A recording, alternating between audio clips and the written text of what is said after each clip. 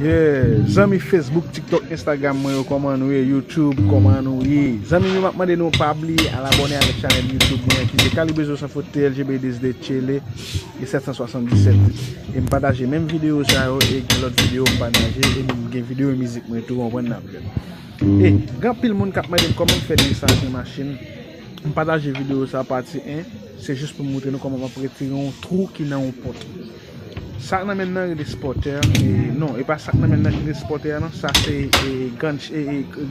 gunshot sporter. On ban zan vezou nan, sporter lan se makina mbral moute nou nan lot pati video mbral batal.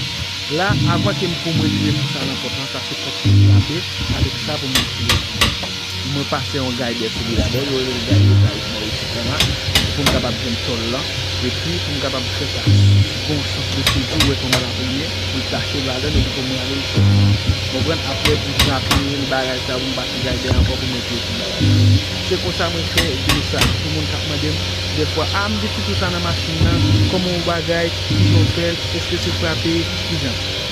Mwen a okon otan ke bagay ap modernize, otan ke ap banen bel e aparey pou nou fè dresaj, pou nou fè travay pi bel e pi bon. E na kwen nou lot video kote ke mbra mwen kote mwen fè dresaj pou nou ka, pou nou ka. Na kwen.